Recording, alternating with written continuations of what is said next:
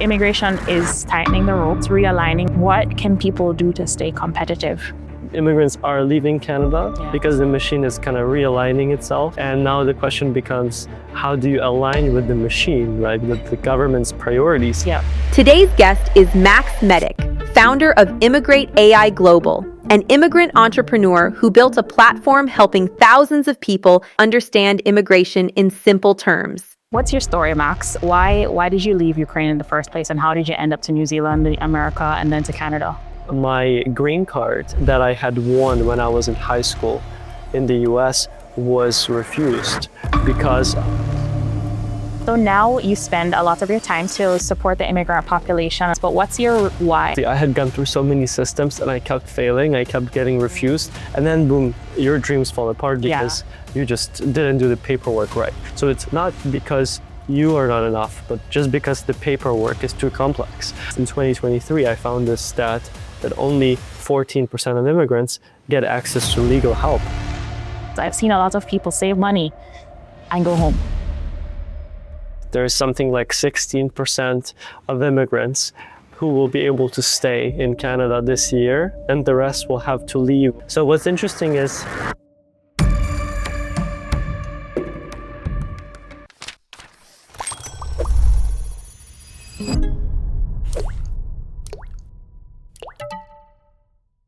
Max, welcome to Our Immigration Stories as told by Canadian immigrants. thank you so much for having me. I was really looking forward to this conversation, to your audience, to open up something that I had never done before, something that I had never shared, because I always try to put others first, not talk about my own story. But apparently it's interesting to some people. It is. So we'll share all that. You, Max, are from Nova Scotia right now, right? But originally you're from Ukraine. Then you went somewhere else, then Canada. So Canada wasn't your the first destination, but it was your final, as far as we know, right? It is final. What's your story, Max? Okay, so I was hopping quite around the world. I went to high school in the US, then I moved to New Zealand, and then I ended up in Canada, originally being from Ukraine. Okay. Yeah, so after New Zealand, I moved to Canada, yes. Interesting. New Zealand was too small, there was more sheep than people, so... Really? Yeah. But how did you end up from the US to New Zealand? Why did you do that? I guess like many other people who are confused about their immigration journey and not sure, we always look for the best place for us, for our life goals. And for me, a big thing I wanted to accomplish was to start a business that would impact millions of people. Oh, so you had that seed planted from those years? From the United States, yeah.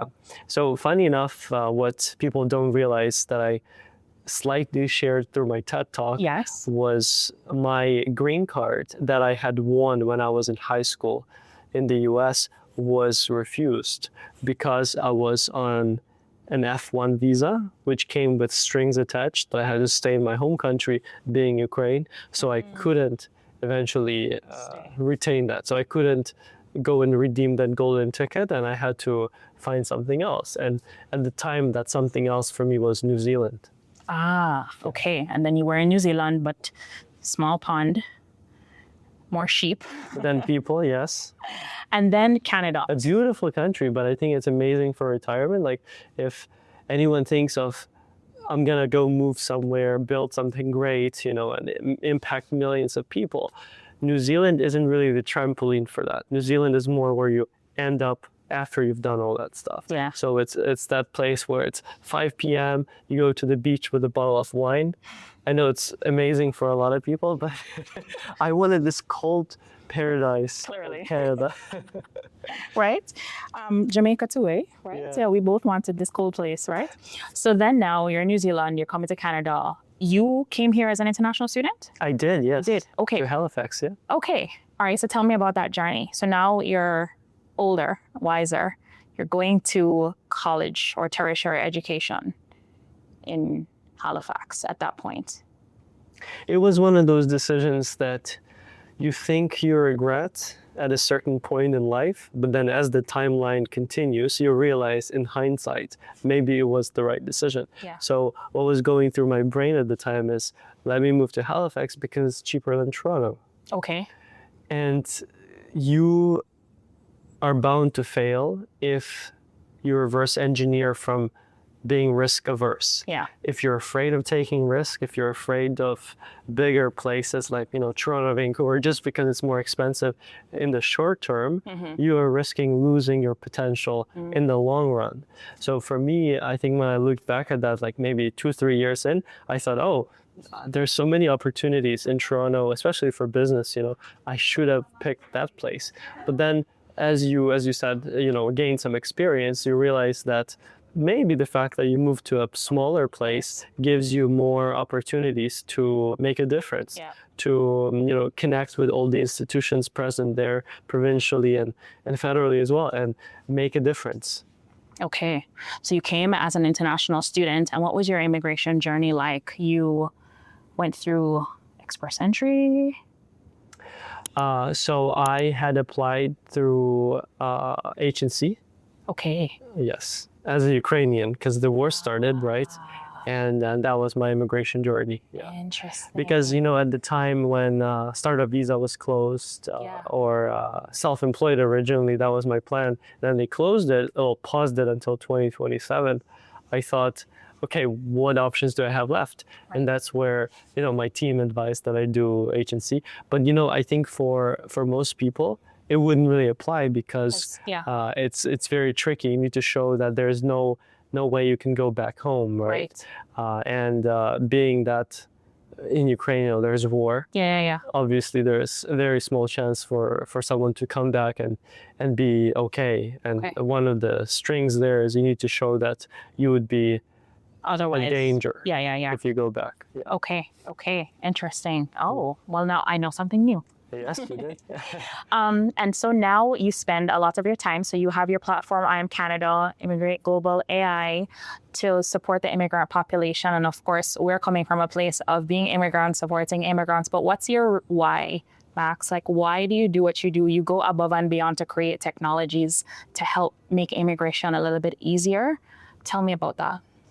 Yeah. So, obviously, I had gone through so many systems and I kept failing. I kept getting refused in the US, in New Zealand, Canada. And it's always something small. It's always, reading the website, getting confused, not doing it properly, forgetting a checkbox here and there. And then boom, your dreams fall apart because you just didn't do the paperwork right. So it's not because you are not enough, but just because the paperwork is too complex. So I knew there had to be a layer to simplify it. And I became that layer first through social media, or tutorials with myself, my legal team, other people, explaining government policy, government websites, simplifying it for everyone to benefit. And eventually it started picking up. Now we have over 400,000 followers across YouTube, TikTok, Instagram. And as that was growing, I realized, there's a need because people started reaching out for help. Okay, you showed me how to do it, but can you do it for me? And that's where I built a law firm and we started helping folks at a service level. And then I quickly realized in 2023, I found this stat that only 14% of immigrants get access to legal help. So I asked myself, how do we help this untapped ocean of newcomers, immigrants with their paperwork? So I put together my lawyers and software engineers and I told them, let's build the TurboTax for immigration, a legal tech platform that would help apply for visas, PR, TR, help you navigate the process, guide you and simplify it for you. And I appreciate that because I strongly believe that the temporary resident population is kind of just left to figure it out. It's kind of, may the odds be ever in your favor. And if you cross the threshold, you cross the threshold. And so having some sort of legal compass, if you want to call it that, or assistance, because you know the stat better than me, but most people right now are kind of going DIY. What's the stat? Yeah, again, so 86% do not get access to legal help. We're trying to change it. But in terms of folks who apply on their own, yes, it's better. But if you do it without understanding the complexities hidden behind the government code, as I call it, you may get refused, like it happened in my case throughout my immigration journey in different countries. So I knew something had to be done, and that's how, we launched. Now we have 30,000 users in 140 countries. So clearly there's a need for that. Absolutely, and you're making this legal advice more accessible. for those, because my very first student visa was rejected as well. Yeah. Right. And The standard. that's where that's if I think too hard about it, I can feel it. And you know, sometimes people have suicidal thoughts about it. I know. It's insane. We had this client, she applied from Mexico for her student visa, but the consultant spent $1,000. It was refused. The second time she tried again on her own, she got refused again. Oh yeah. And then she was in the hospital because she was going through so much anxiety, losing money, losing her dream. And then we talked to her, and at the time we had just launched Student Visa Express, she tried it, used it, and then she was approved at $100, like 10 times cheaper than what she paid to that consultant that eventually ended up scamming her. Mm-hmm. You know? Yeah, it's such a predatory industry sometimes, and I think that's why we exist, to try and save people from things like that. The Avengers of immigration. Right, because it can be so stressful. It is a stressful journey. I remember it being just 5 years of anxiety for me to cross the finish line. I mean, maybe 3 years of anxiety and then waiting for citizenship. But immigration stress is real. Post-immigration stress disorder is my term. It's not worth it to harm yourself, of course, but now there is more accessible legal assistance to help you to overcome those rejections, right? So kudos to you for that. Thank you for that. Yeah, I appreciate it. I mean, kudos to all of us, and thank you for all the help you've done for us, and everything that I think the community in general has kind of come forward, because I wouldn't be where I am if I didn't surround myself with people smarter than me. And I look at my team and I think, wow, I'm so lucky to have all these people who are like Einsteins. Yeah, I know, the unsung heroes. So Max, now, a lot of the times when immigration numbers, statistics are being spoken of in public on a policy level, it's very transactional sounding. It's very separate from the people in terms of, okay, Canada needs 75,000 skilled workers by 2028. But those 75,000 people, some of which will be immigrants, they're coming to fill this need, but then they don't come by themselves, they come with a family, for example, right? So you have a husband and a wife, 2 children, and all of a sudden 75,000 times 2, because they may not just come as single individuals. And so they're coming into a system where they are needed. However, they also have needs, which I'm calling the immigration paradox. So part of, I think, a solution is technology. But we know that Canada is a little bit slow to adapt, a little bit risk-averse. You talk about Canada being risk-averse. Can you tell me what you mean when you say that? I mean, look around yourself.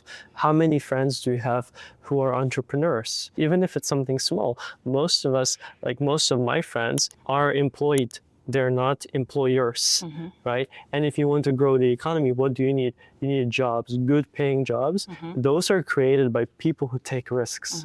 And taking risks is not in Canada's DNA. If you think about the US, why are they so successful? It's because being in business has high rewards. Yes, it's high risk, but because of those high rewards, people take those leaps of faith and they start tremendously impactful companies. Think Google, Apple, Microsoft, but most importantly, those individuals, many of those immigrants who took the leap of faith to start that. If you look at the stats, Canada and the US, in Canada, everybody talks about one thing.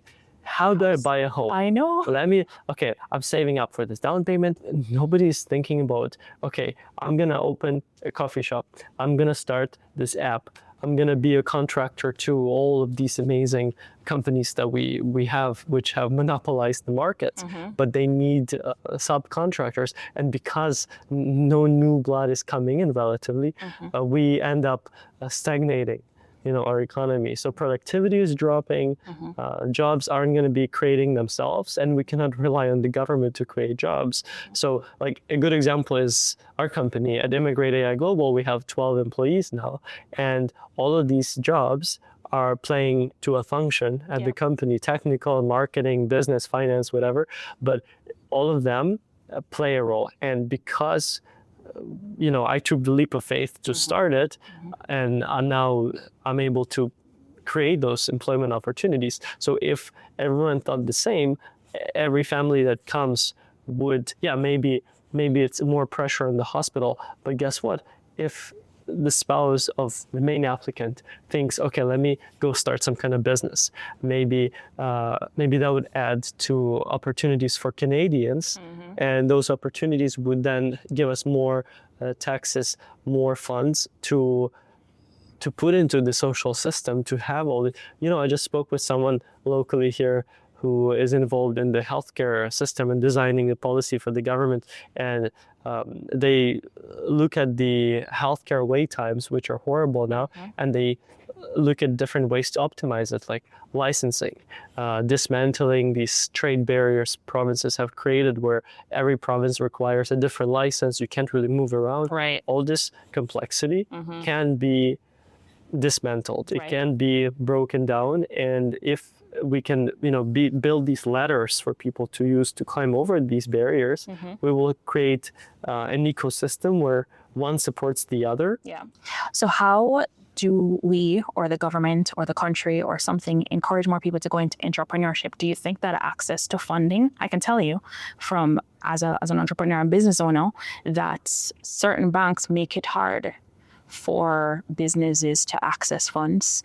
But what can be done to help people to take that leap of faith? Well, people who want to go into business don't realize that there's a lot of different buckets that the government has set up. In particular, if you look at what Minister Valdez, the Minister of Small Business, has done, this amazing work to empower people of color who want to go into business, women, LGBT, they've set up all these amazing opportunities for folks to qualify for financing through organizations like Futurepreneur that you can look into, through the Business Development Bank of Canada. But what's overlooked is also, like, it took me years of living in Canada to realize that the culture here actually looks down on business people.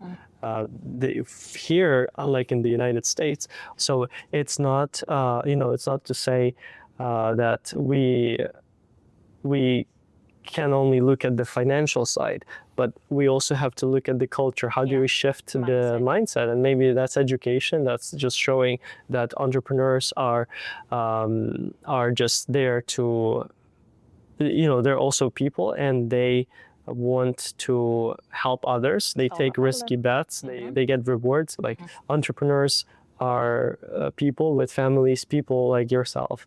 And I think there's two elements. So the financial one is great. Yeah, access to entrepreneurship is access to money, but also the cultural element that needs to shift. So maybe through education or through just like conversations like this, where you get to know them. As I think it's amazing that in Canada, you can pretty much reach anyone at any level, have a conversation with them about their struggles, their life, and you will see very quickly that they're not very different from people like us. Yeah, which is why I like to have my immigration stories, because sometimes you see people, you see the victory, you see the Canadian passport or whatever victory you see and how you define success, but you don't know what it took to get there. And I think you, Max, when you started working in the corporate world, it was just before COVID, was it? Oh, actually. Tell me a little bit about that struggle. That's insane, because if you look back, 5 years ago, I was a cashier at IKEA. See? Yeah. Tell me a little bit about so my journey has gone pretty crazy. Yeah, 5 years ago, a cashier at IKEA, and now representing Canada at the G20 stage, winning awards for us on the business side of things.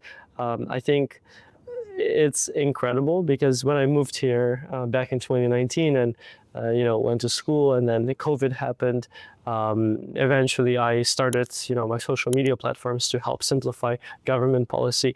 But then because I had to provide for myself, yes, and like many other people, I had one of those jobs where it takes you an hour to commute one way, an hour back, and then on the way you're thinking, okay, so 1 hour of my time is what, $12?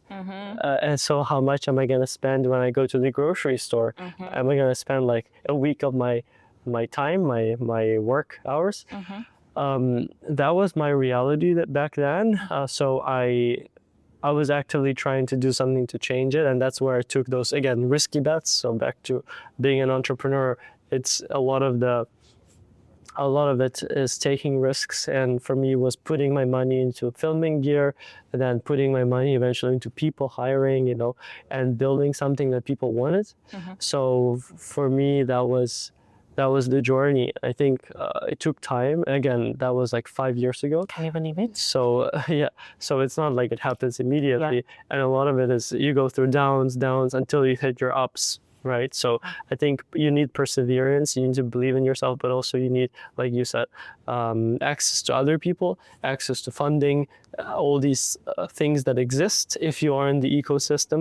And to be in the ecosystem, you need to put yourself out there, connect. That's again, time to connect and network. Okay. Now we're coming full circle back to where we started is, okay, so you answered it so beautifully about, okay, yes, 75,000 people will come as skilled trades people, but maybe their spouses can become entrepreneurs and contribute to the ecosystem in that way. But is there a way where, because what the immigration policies are trying to align people with the needs of Canada, right? It doesn't always add up. It doesn't always align. Is there a technological solution to helping Canada to align the right people with the right gaps, but also are there technological solutions to solve some of those gaps? Not to replace immigrants. These are the digital immigrants. No AI. It's real. It's here, right? I think somebody on one of Stephen Bartlett's podcast says AI is like 1 million digital immigrants coming to not take your job, but they're coming. They're here. So technological solutions for aligning people with the right shortages and gaps, but also can some of these gaps be filled with technology? Digital immigrants. AI is coming for us. AI is here.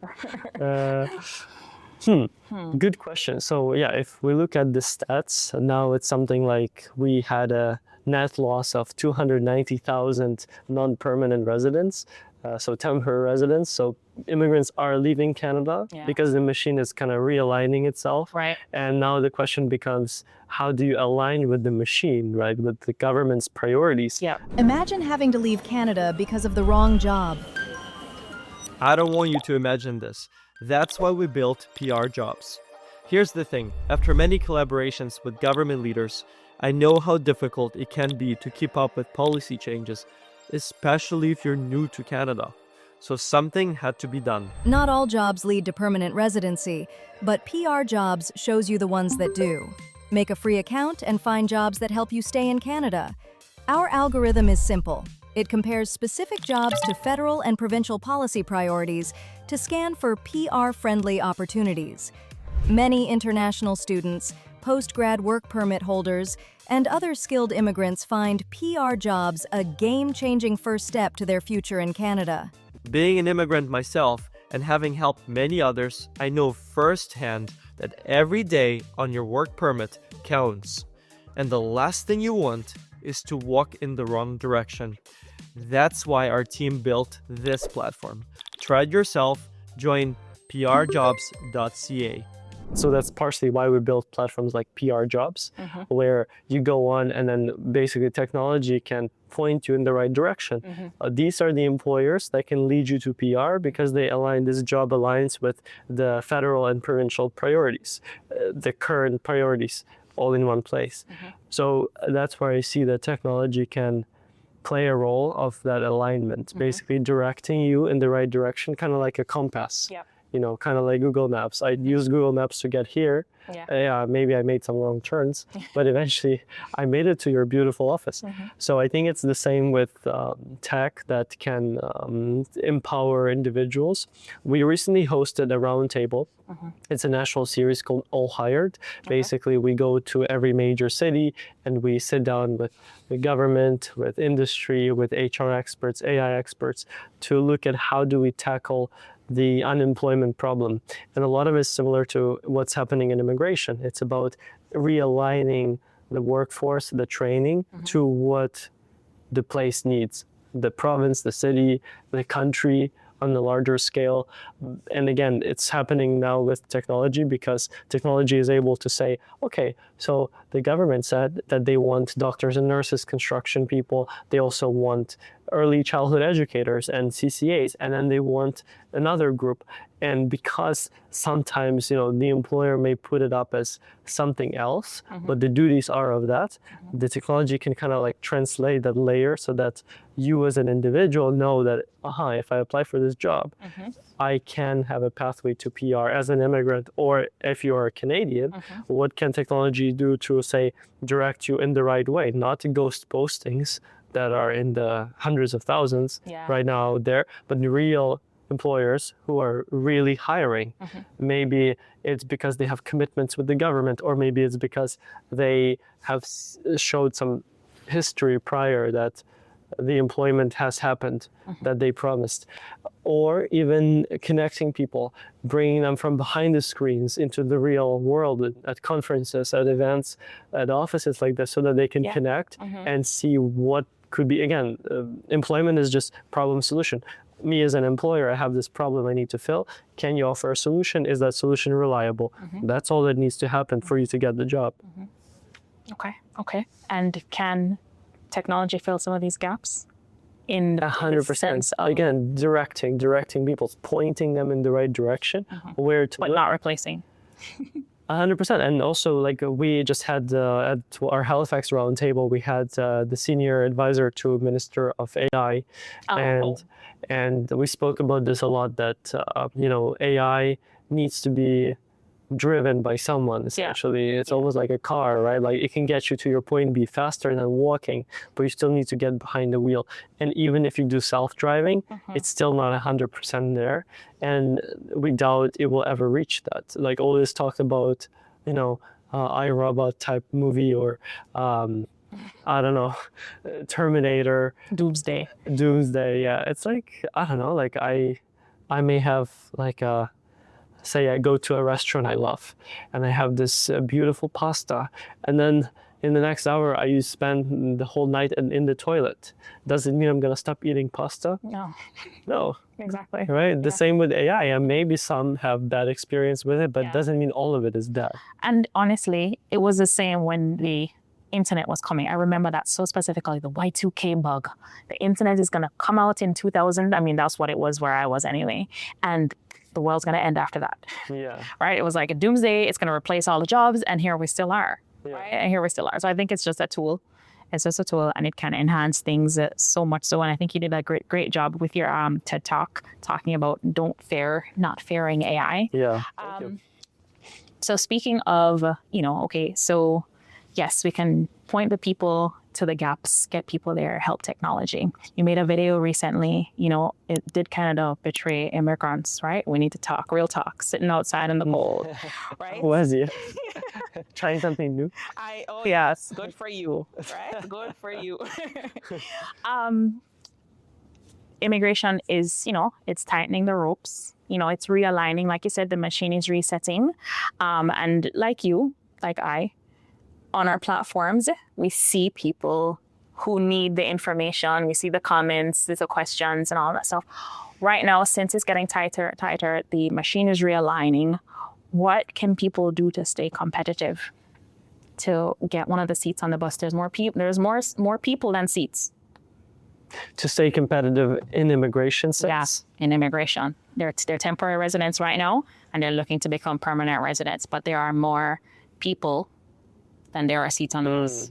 In fact, if you do the math, there's something like 16% of immigrants who will be able to stay in Canada this year, and the rest will have to leave or transition to another status. So what's interesting is time.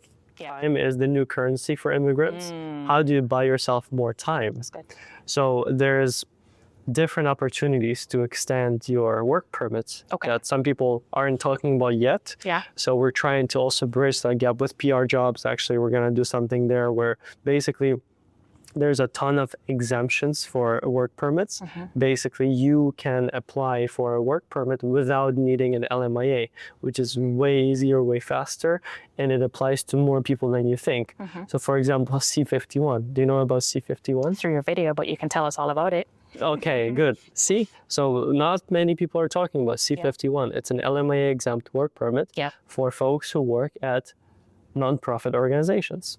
Nonprofit organizations aren't charities necessarily. Nonprofits could be a university. Okay. Or it could be some organization that works for women, for people of color, for diverse groups, for immigrants. You know, a lot of those are nonprofits. So when it comes to C51, right, you come to your employer, you say, hey, can you help me extend my stay? And by the way, if we do this, I'll be tied to you for 3 years. So for the employer, it's a huge win because it's massive retention opportunity, right? They know that this employee will stay with them. And they might actually like it and then just stay. And when they get on board, all you need from them is to set up this employer portal through IRCC and offer you employment through the portal. So basically submit the offer of employment through the IRCC portal. Then IRCC gives them this code. Then you take the code and you apply for the LMIA-exempt work permit C51 exemption.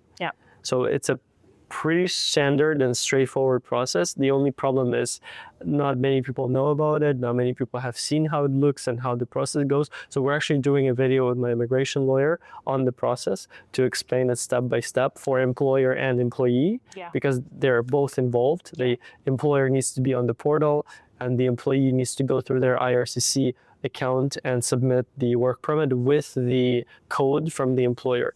So there's a lot of these exemptions, and that's why we're building now something that would match people with, okay, this is your profile, this is the work permit exemption that applies to you to extend your stay for another 3 years. And when you buy yourself time, you can do French, you can do more points through education, through employment. You can increase your CRS score to match what the government needs. So by buying yourself time, you're buying yourself more opportunities to stay in Canada, essentially. And increase your competitiveness. That's good. Well, that's good. Look out for that video. For sure. Because and even better, the tool, like the AI tool that we're building, it's incredible. Like when I saw the prototype of it, I was like, wow, it can literally help extend work permits of thousands of immigrants who want to stay in Canada, you know, like show them where, again, directing them to what, because there's over like 60 exemptions. How do you know which one applies to you, to your unique case? For some, you may need to do something like find a job at a nonprofit. For others, it may already apply. Like we had this client from Colombia who applied and she already had the exemption because Colombia has an FTA free trade agreement with Canada for that occupation. She didn't need to do anything extra. Just go and, you know, have the employer sign up on the IRCC portal, offer the employment, and then she filed for a closed work permit. Yes, and that's good. There's a line that you used in one of your previous interviews that information is free, execution is premium. Implementation is premium, right? And why that came to mind is because we spoke about this a little bit before. A lot of people don't have access to legal help, maybe because of what it costs and stuff. But some people are just risk averse, but they're also trying to save every dollar. And there comes a point where saving every dollar costs you more long term. And so it pays to not just, I mean, she didn't know that she was exempt, right? So it pays to just invest in your immigration journey, whatever that looks like, is to get the proper advice so that you can, you know, do the things that you need to do to help your situation. Because I've seen a lot of people save money and go home. And that's not nice. They don't want that. You were going to say something. Yeah, to what you said, you're buying access to opportunities by buying time in Canada, right? Like think about your ability to have access to one of the best employment markets, one of the best ecosystems for business, even though we spoke about how Canadians are risk averse, but there's still a lot of mechanisms here to help you start a company. Like the more time you have here, the more opportunities you and your family has. So I think that when you look at immigration, you're looking at access to opportunity, access to, for some people, safety, because many countries like Brazil, for example, or some countries in Africa, they face all these security challenges. You can't even like let your kids go around freely because somebody may kidnap them or something like that. So I think there's no price tag on having access to this. That's why if there's any tools or any services that can help you, I would heavily invest it. And yes, you may think I'm biased because that's my company, but at the same time, that's why we started a tech company, because technology is cheaper than services by a law firm, right? So that's why I think there's like this amazing opportunity for people to still have access to all that stuff, but without paying 10 times what it costs. Yeah. You know? Yeah. Amazing. Amazing. I don't know if you know this or have the answer to this, but so there's a temporary resident cap now for the first time ever, right? When people are already here and extending their status, are they contributing to that cap, or are they counted in a previous cap? It doesn't apply. It doesn't apply. It's new people who are entering the country. Correct. Okay. Yeah. And so it's semi-unaffected. And here's something groundbreaking. So the international student cap that was set by the government hasn't been reached in 2025, in 2026, likely, yeah. So we are under the cap, way under. I think it's like, I can't remember exactly the number, but it's something like we're below 40%. So if the cap is 300,000 international students, we've reached just like 160 last year, and this year it's on track to show even less. Is that because of the policy changes in the news? Okay, imagine there's 1,000 students who applied for their student visa. Yeah. Okay. They were issued PALs, provincial attestation letters. PALs are how the government regulates the quota. So if the quota is 300,000 and say the refusal rate was 64% or 62% last year was the refusal, it means that a lot of these folks who used the PAL got rejected. More than half. But they can't reuse the PAL. So a rejection means the PAL is burnt, essentially. So that's how we end up with cap being 300,000, but only 120 or 140,000 arriving in Canada. Interesting. Yeah. Okay. And so, I mean, I'm going to do a student visa express plug here. Yeah. How to not get your student visa rejected. Because, yeah, I think the video I just published talks about exactly that. Like more than half of visas last year were rejected. And that's above the 52% in 2024, I think. So it's 10% more in the rejection. And so higher rejection, but again, like we're not meeting the quota of the government because of these refusals, because you can't reuse the PAL. That's what I mean. So when you want a new student, you request a new PAL, the old one is kind of burned. So it's basically, we're looking at the government not fulfilling the quota at all. Like there's so much room. There's like 50% or 60% left in that. And is it that a lot of people who are rejected are not reapplying? Some are not reapplying. Some reapply next year. They defer admission. So it's carried forward, essentially. So we'll see 2026. I actually can count on my hand how many people that happened to last year, actually. Then defer to next year. Yes. Yeah, exactly. Interesting. And when they defer to next year, they request PAL next year. Yeah. So it doesn't go into this year's quota. Right. Yeah. Okay. I'm sure international, like colleges and universities are not happy with that. 100%, and that's why like there needs to be a solution that supports their international students at scale. That's what we have, because it's impossible to have an army of lawyers to support, say, 1,000 international students. Or here at York University, they have like 15,000 international students. You can't hire an army of lawyers, and you can't like have this huge department of immigration at your school. But a software that can support them at scale is different. Perfect. I love it. I love it. Well, Student Visa Express plug. Go get it. A humble plug. A humble plug. Awesome. Well, this was so value-packed, Max, and I think that, of course, we know now more about the C15 study permit or work permit extension, and there's three types. C51. So there's three types. So three types I highlighted, but there's like 60 of them. What? That's why we need a tool that would direct you and match you with it's like a matchmaker, but for work permit extensions. It's magic. So C51 is one for charitable organizations, nonprofits like universities. Then there's one for francophones. So if you speak at NCLC 5, not 7, not the one for PR, but lower level, you can apply. So your employer doesn't have to be French, nothing like that. It's just you need to speak French. Yeah. You need to speak French and you apply through this exemption. Oh. Yeah. Even if you're not in a francophone community? Correct. Anywhere except for Quebec. because this is federal except Quebec. And then we have, so CE16 is the francophone, C51 is the nonprofit one, and then we have another one that just slipped my mind. Yeah, so I just kind of picked the ones I think apply to most people. Yeah. But there's so many of them. Like if you go into C work permit exemptions, you will see that the list is huge. And that's why there needs to be a tool that would like match people with them. Why has this been the best kept secret? I think because there was no need for that.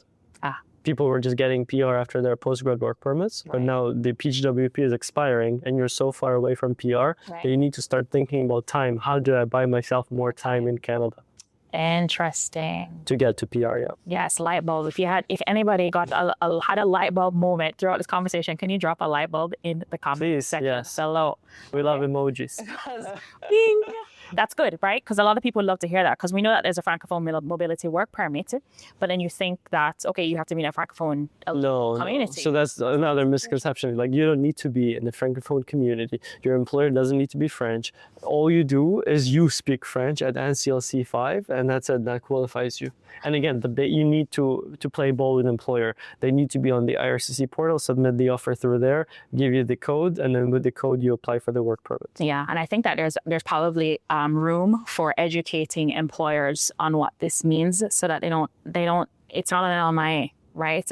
And so that employers can be a little bit more supportive of even this request. Like you're not jumping through hoops. No. Like you're just literally just signing up. It's almost like you sign up on your Uber app. Yeah. It's the same thing. Like you just enter your email, name, address of the business number, all these details that you have on hand anyway, and then you just submit the offer of employment, like your job offer, and then you just wait for like a couple weeks. IRCC gives the code, you give it to your employee, and boom, your employee is stuck with you for 3 years. I don't think I mind that. Unless they get PR, then they can transition. Yeah, but do right by the employers, okay? Don't burn those bridges, okay? Don't make it hard for the next person. Coming from an employer, so. Yeah, because that's a thing, right? Retention is important to employers, so don't abuse it, guys. I love hiring immigrants because I know they're going to stay with me until PR. Yeah, right? Right? But if they get PR sooner, then they're gone sooner, then you have to replace them sooner. Exactly, right? so that's a retention Do mechanism. right by the employers, guys. Do right by the employers. What's one thing that you wish you knew before coming to Canada? Wow, so many. Where do I start? Just one. I wish I knew, I wish I learned 5 years ago or 7 years ago when I moved that Canada runs on people and by people. So you need to put yourself out there to have opportunities to connect to people who make things happen. Yes, the network. And something practical that people can apply is they can look up their local chamber of commerce. Yeah. That's the best way to start. Yeah. Go get a membership at your chamber of commerce. Our Halifax Chamber of Commerce, shout out to them. They actually only have one membership that's just $300, and for that you have access to them for the whole year. Go to their events, meet other people, meet more established people, and so does every city in Canada. Just Google your city, Chamber of Commerce, and that's how you start building the network with people who make decisions, with people who can drive you forward. Yes. And also don't forget to stay updated. Like for me, that's part of why I started simplifying government policy, because it gets confusing for most folks like it was for me before. And that's why, we collaborate with different ministers, premiers to help simplify it, because there's so much inside policy that's supposed to work for you, but because you don't know it, you don't use it. So you get left behind. And I don't want you to be left behind. I don't want myself to be left behind. And I wish I had known it sooner, because I would have been using all of these tools at my disposal made for me, for citizens like me to, benefit from whatever I need. Yes. Yes, and I'm so happy that networking topic came up without me having to ask the question. Because every time I talk to an immigrant, that without me having to ask, because I have a networking fad, right? So without asking, somebody brings it up, and there it is again, proof, right? I didn't ask the question. This was not pre-planned. He just said network. That's basically what you said. Your network is your net worth. Network is your network. Yeah. Okay, perfect. And that's how I know you now. Yeah. Right. And I am so bullish on investing money in people. Yeah. Sometimes I can take a flight, spend thousands of dollars on that to go see someone on the other side of the country. just because it's going to build my network. Yeah. Right? Because I think coming together, and also not just coming together because you need them for something, but because you can help them with something, and together you create something meaningful, and the whole country benefits from it. Yes. Like we've had it so many times where the people I met a year ago have now come into play and helped tremendously. Like even with my hires, our CTO, the way I found him was through helping someone that reached out months prior. And then when I had to find a CTO, they just recommended this person. And because of that, I was able to kind of, take them from a big company. Our product designer, he worked at RBC. He designed their mobile app. And because I know someone who helped me get him, we could, poach him from this big bank. Nice. And I know you. I knew, of course, you were on YouTube, so I knew you through YouTube. But somebody who watched my channel, who I said, I'm coming to Nova Scotia like 2 years before I actually came. And she responded to my email and said, I'm in PEI, I think. I will, if you're coming, let me know. And then I didn't go for like 2 years. And then I remembered that she emailed me. And she is who connected me with you. And since knowing you, now I've spoken on your stages. We have partnered. We're here right now. Exactly. All because of that one person who responded to my email from me saying, I'm going to Atlanta, Canada. That's why I say invest time, get that membership at the Chamber of Commerce. In fact, that's what we're doing with All Hired. We want to kind of connect people with their chambers so that because sometimes I go into a Chamber of Commerce and the event has just, all the like retiring folks. Yeah. But where's the young blood? It's because they don't know that really this know. is the cheat code in Canada. You just go connect with people at the Chamber of Commerce events and then you build your network so quickly and so tremendously. Yes, this is true. This is true. Yeah. Max, this has been so jam-packed with wisdom. I appreciate that. If you want to tell the people what you have going on right now, what's coming soon, and when is it coming, and where they can find you. I think the most relevant one, if you are watching from inside Canada, would be prjobs.ca. Go on the platform, check it out. Again, it shows you. It's available now? It's available now, yes. Boom. The big reveal. So it matches you with PR opportunities, with jobs that lead to PR, just like the name, prjobs.ca. Check it out. We have a lot in the works at ImmigrateAI Global. That's one of the products. Again, there's other products for TRs, for temporary residents who want to come into Canada. But one thing that's clear to me now is countries realigning itself. You need to realign yourself with the country or you're going to be left out. It's like the Titanic. There's a limited number of safe boats and you need to jump into one of those before it's too late. So kudos to you, Christina, for everything you've done with the community. I'm so glad and happy that we finally sat down for a talk about myself, about what's happening in immigration. Yes. And I hope that this is not the last one. No, it won't be the last. It's just the first. Next time, I'll come to Halifax. Yes, let us know if you want more in Halifax. Yes. Drop. I'm going to lure you to Halifax. Lobster emoji, yes. I've been there, so I have no problem going back to visit. Good, Yes. good. Yes. Well, I appreciate you, Max. Thank you for your time. Absolutely. It was a pleasure. It was a pleasure. Thank you so much for watching. If this was helpful at all, I want you to hit that like button, share it with one other person, and subscribe to both I'm Canada, that's I''M Canada, and as told by Canadian Immigrants. Everything is going to be linked in the description below. Any final words before you go? You know what, Christina? She's the best resource in Canada. You need to make sure that you follow right now and let us know what matters to you most so that we can align our solutions to you, our content to you, because I think it's all about the community we're building. And you know how I look at it? Like you help an immigrant today, but in 10 years, that immigrant is going to be a business leader, is going to be a community leader, is going to go into government. All these different elements will build a successful corporate career. And it's amazing when you can be part of something so huge by just planting the seed now. Amazing. Thank you, Max. Awesome. A That's pleasure wrap. always. Yes. A wrap. See you in the next video. Yeah, a shawarma wrap.